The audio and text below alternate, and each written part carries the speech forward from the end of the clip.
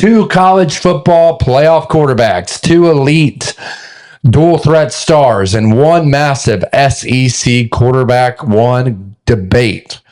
Trinidad Chambliss, Ole Miss's efficiency king and college football playoff leader, or Sam Leavitt, LSU's $6 million portal superstar with elite upside.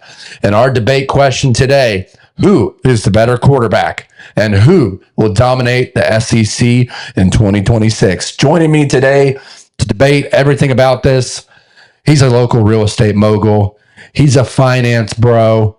He is the co-host and betting expert for Break The Huddle. Ladies and gentlemen, Rooster's Cocky Picks.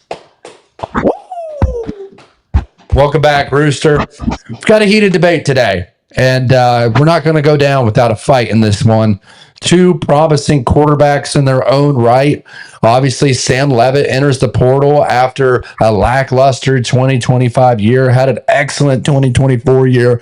And on the other side, Trinidad Chambliss somehow, some way, finds a way to get an extra year of eligibility for the Ole Miss Rebels. Let's waste no one's time. Let's jump into this debate. Head-to-head matchup here we go. I guess I'll pass it over to you, Rooster. Why is Sam Leavitt the better quarterback in this quarterback matchup? Well, Nate, before Sam Leavitt arrived at Arizona State, they were absolutely nothing.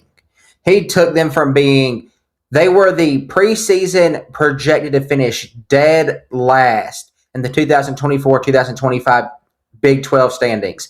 He turned their season around. He turned the whole program around. People can say what they want to about, Kenny Dillingham's such a great coach, blah, blah, blah, blah. Cam Scatterboo, he's just an absolute demon, blah, blah, blah. You don't have anything if you don't have somebody that can throw the ball. Because to open up the run lanes for Scatterboo, somebody had to be able to throw the ball. They had to open up the outside. They had to get the defense spread out.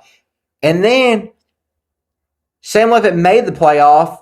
And he went toe-to-toe with Texas all the way down to the wire. They should have won the game if it wasn't for their defense just being absolute idiots there in overtime towards the end of the game. And then anything could have happened at that point. I mean, Sam Leavitt single-handedly turned around the entire Arizona State football program. And then we see what the Arizona State was this past season without him. They couldn't get much of anything going. They'd get a good game out of Jeff Sims. Then he'd collapse back down to his Georgia Tech days, back down to his Nebraska days. And then he'd have one good game and give everybody false hope, and then he'd crash and burn right down again. We saw the impact that Sam Leavitt has on that football team compared from this past season to the year before. And then he's headed to LSU. And then part of the question we're answering is who's going to have the best season this coming year? Who's going to dominate the SEC? Sam Leavitt is going to a team that just spent $50 million on the transfer portal class coming in this year. They got a $10 million offensive line. They brought in 10 new wide receivers. He is going to have a plethora of weapons. They've had the number one running back every single season for the past 3 years, I believe. I mean, when you look at it on paper, I know that people say the game's played on the field. On paper, Sam Leavitt is probably set up better than anybody in the entire country this coming season. He has Lane Kiffin, the quarterback whisperer guru, back there, back behind the offense. People can say whatever they want to about his personal life, his personal decisions, and all things of that nature. But guess what? It has no impact on what's called on the football field, no impact on how the game turns out. And Sam Leavitt is going to absolutely dominate in this coming season. Well, Rooster, I think you make a lot of great points. I'd like to bring up a few points myself to argue against why Trinidad Chambliss is the better option at quarterback or the better quarterback in the SEC this year over Sam Leavitt. Starting with number one. Sam Leavitt's coming off of a very serious foot injury. He had a Lisfranc foot and surgery. His foot injury is going to impact his mobility. And what does that mean for a dual threat guy? Well, he relies on explosiveness. Can he still move the same? A lot of it's going to be mental. Physically, they've got some of the best athletic trainers in the nation at LSU. It's going to be top tier in the SEC program. So they're going to have him ready for the fall. He's going to miss most of spring, which brings me into my second point, SEC adjustment. Number one, he hasn't proven himself itself against SEC defenses. Barely comes up short against Texas in overtime. Big 12 does not equal SEC defensive speed. It's a totally different game. And we saw that with Texas Tech against a team like Oregon. Just couldn't make it happen. He hasn't faced SEC front sevens week after week after week. Even if he has been tested at the highest level in the playoff against a team like Texas, he hasn't been tested every week like Trinidad Chambliss has. Number 3, decision-making consistency. More aggressive downfield thrower. He takes big risks. And you know what that means, Rooster? Big plays also mean bigger mistakes. And when you're facing competition week in and week out in the SEC, you're going against Bama, you're going against Ole Miss, you're going against the Georgias, you're going against Texas, A&Ms, whoever it is. You're playing a top-tier defense every single week. Number 4, transfers again. 3rd program in 4 years. Michigan State, Arizona State, now LSU. He's going to have a limited long-term continuity. How long does it take to fully build chemistry? You talk about the roster they're bringing in. They're bringing in an offensive line, which was much needed last year at LSU. How quickly can they build that chemistry, especially short term when you're talking about him missing the spring? And then number 5, $6 million pressure. Massive NIL deal for a quarterback. One of the biggest in the nation, if not the biggest. Huge expectations at LSU. We all know, we talked about this last episode, Rooster. Lane Kiffin is already on the hot seat. And it's not because of what he's done and what he's not done off the field and on the field. It's simply based on the program expectations to be the head coach at LSU. It is, I'm drawing a blank. It is vital for LSU to come out and not only win an SEC title, they're expecting a semifinal appearance for LSU. And you can say what you want. When you bring in an experienced quarterback like Sam Leavitt, you bring in Lane Kiffin, you bring in an offensive coordinator, still got, I believe, Blake Baker at defensive coordinator there. You are going to have the team, the staff. You are going to have the things that you need to be a championship caliber team. Can he overcome that pressure? I don't know. We'll find out. Now, I'll give you a minute to rebuttal, and then I'll talk about my reasons why Trinidad Chambliss is the better quarterback in the SEC. Well, Nate, 3 of your 5 points you just made, whether your exclusion of the NIL deal of $6 million and the exclusion of him liking to take big plays, 3 of your arguments have to do with him being a Big 12 quarterback. I mean, you're saying that he's leaving the Big 12 against the SEC opponents, and you're acting like he's bringing the entire Arizona State team with him. He has the LSU players on his team. He has the SEC offensive line. He has the SEC receivers. He has the SEC running backs. He has one of the top 3 defenses in the SEC this past season. So all those arguments are mute because you keep on saying he's not facing Texas Tech anymore. This is not a Texas Tech versus Oregon situation. It's not, because Texas Tech's in the Big 12 and he's going to LSU. It has no impact whatsoever. And then your 5th point about the NIL, who gives a crap? The money's a sunk cost. It doesn't matter anymore. He's already signed the contract. He has no pressure anymore because it's a sunk cost. He's getting the money either way. Look at what Miami with Carson Beck did. Carson Beck got the money. He played just fine. He took them all the way to the national championship. Cam Ward, Miami paid Cam Ward a huge lump sum of money. They turned out just fine. They were able to win 10 games. They brought Miami back, what people like to say. And then your 3rd point about making big plays down the field, I mean, he's going to have better receivers. He's going to have more time in the pocket. He's going to have better receivers to go up and make contested catches. He's going to have more time in the pocket by his new offensive line. With Seaton back there at tackle, they return a couple of their other linemen. He's going to have way more time to have his decisions down the field. So a lot of these arguments I see are arguments that are just solely singling out Sam Leavitt against the SEC defenses, and you're excluding the entire other 21 players that's touched the field. Yeah, Rooster, listen, you bring up a lot of great points again. I got to ask you, though, truthfully, do you honestly believe that going against the competition that he's going against the SEC is going to be just as equal or less than what he's gone against in the Big 12? Yes, he's going to have bigger, faster receivers. Yes, he's going to have a better run game.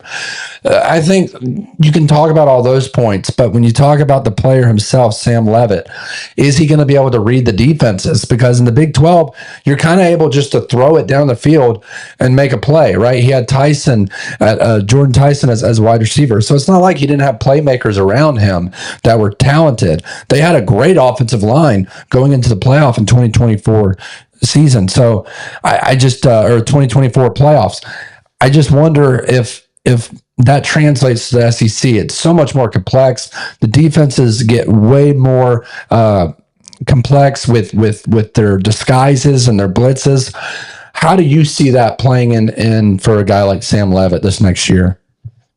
I mean, Sam Leavitt played an SEC defense. He played Texas in the playoffs, and he played absolutely flawlessly. He basically, if it wasn't for the awful defense, which is the other part of the team that he has no effect over because it's the Big 12 team that he's not having access to, which he would be having access to if it was the SEC team, they wouldn't have let Texas score 40 points in the game. They would have. You act like Sam Leavitt's the reason why Arizona State didn't win the games. He was continuously scoring 35, 40, 45 points. I mean, he was making all the right decisions in all the games. He can't help it that his defense sucks, which is the exact reason why they were losing. All right, Rooster, you bring up a great point there too. I got a follow-up question for you as well.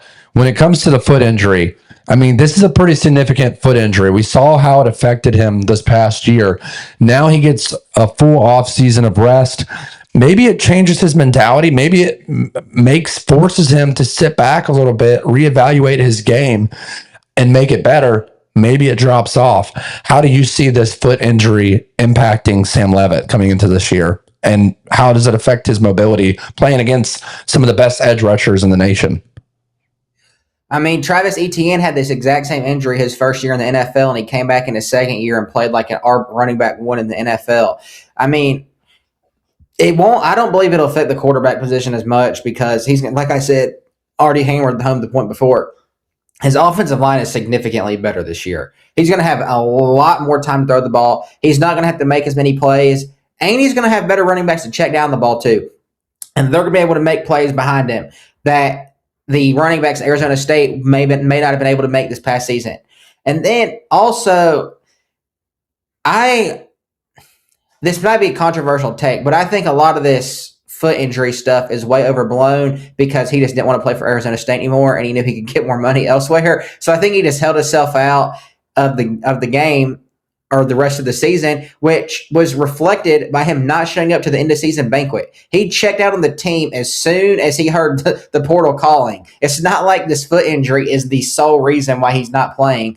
He quit playing. He quit on the team and left the team to take more money. And then all the reports came out about the foot injury. The foot injury may be there, and it may be a costly thing from a perspective of spring practice and everything. But let's not just confuse this with the fact that he checked out on the team the second that he had a better opportunity. You know, that's something I would like to ask at SEC Media Days this summer, this July, when we'll be down there in Tampa, boots on the ground.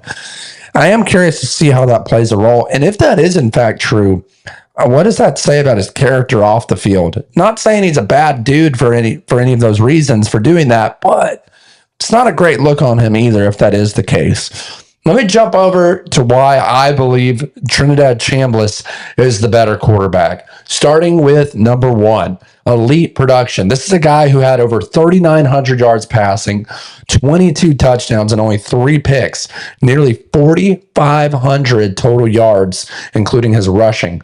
No SEC quarterback produced more efficiency than Chambliss himself.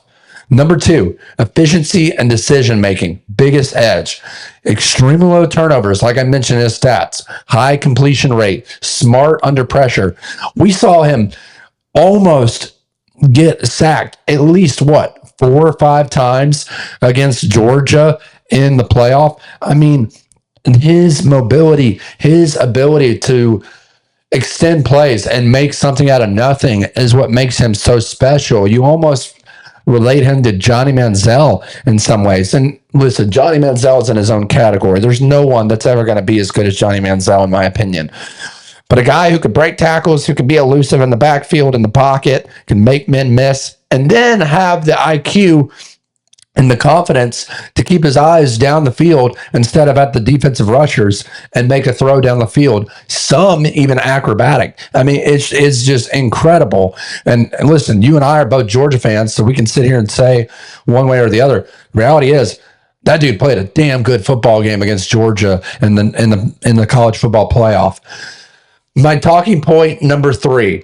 Let's go to number 3. He's a proven SEC performer. Unlike Sam Leavitt, who hasn't played a full year in the SEC, Chambliss has been tested week after week. He led Ole Miss to a college football playoff appearance, beat Georgia in the Sugar Bowl, and probably had a pretty good chance of beating Miami as well in the semifinals if it wasn't for their defensive collapse at the end.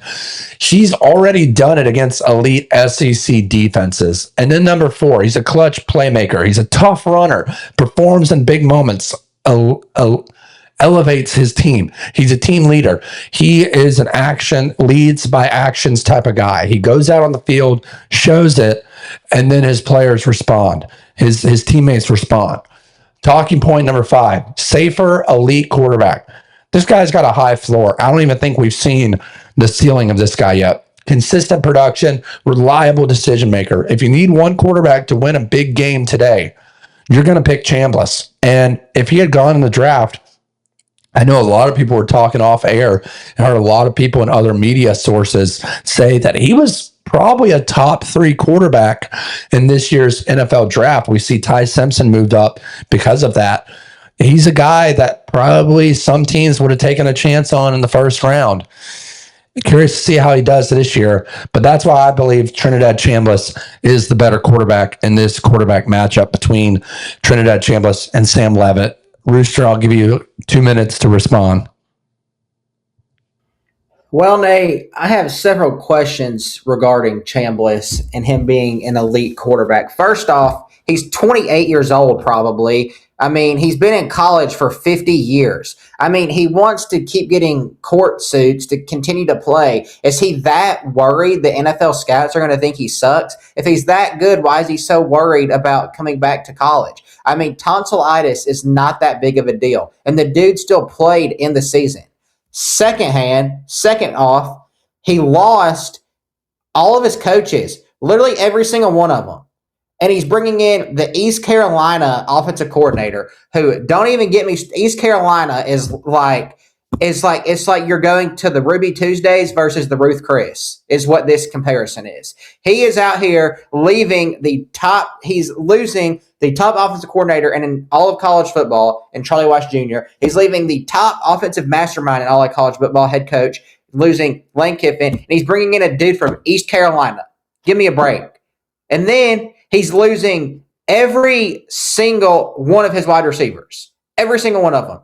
Caden Lee's gone. They lost Winston Watkins Jr. He went to LSU. Wow, imagine that. I mean, they've lost almost every single one of their receivers. Their whole offense in the playoffs was Keywan Lacey. I mean, and he's the only reason why Chambliss even has a chance of coming back and having an elite season next year, because he's just going to hand it off to him 30 times a game. And then Ole Miss's strength of schedule, they had the 6th easiest schedule in all the SEC last season.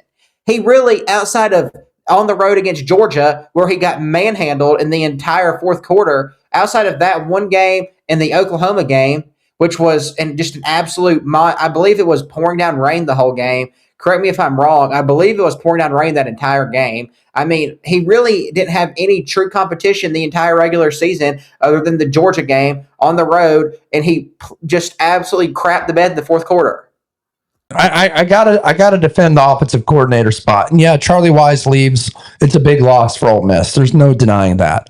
Okay. But to say that John David Baker isn't a great guy or a great offensive coordinator, I don't think you can say that just because he coached at East Carolina. This is a guy who has experience with Ole Miss. He was a former tight ends coach and passing game coordinator in 2021 under Lane Kiffin in this same system. He knows Ole Miss's campus.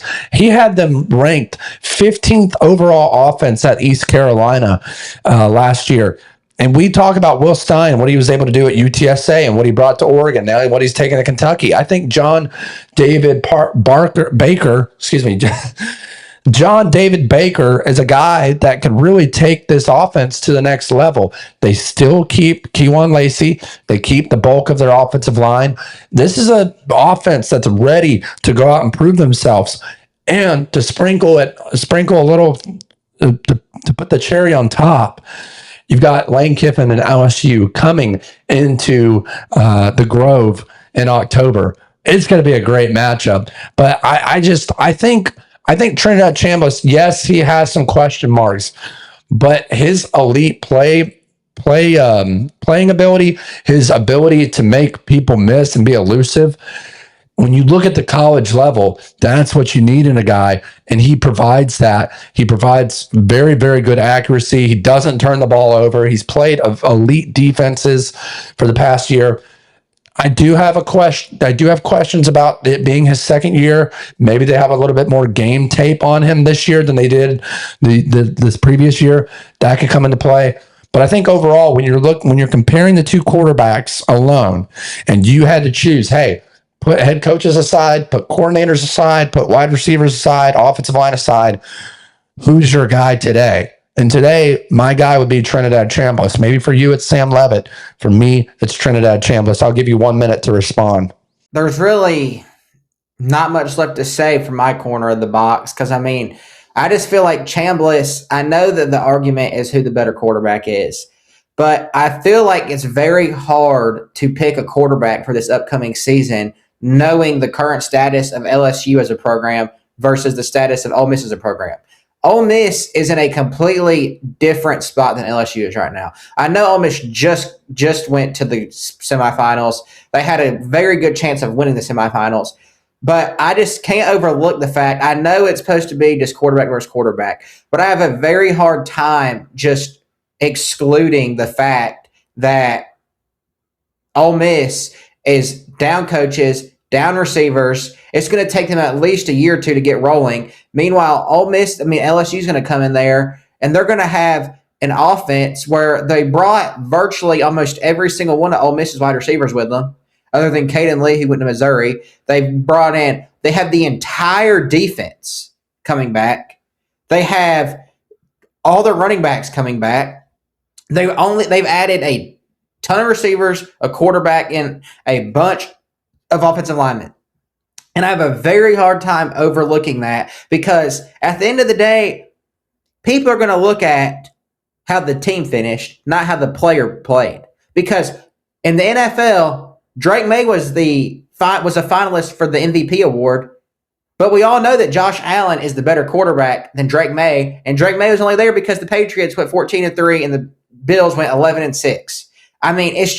It's hard for me to overlook the giant cloud overshadowing the entire Ole Miss football program. Yeah, Rooster. I think at the end of the day, you could make an argument for both of these guys. They're both elite. They're both at SEC schools for a reason, getting paid top end NIL money for a reason. Today, I'm picking Trinidad Chambliss.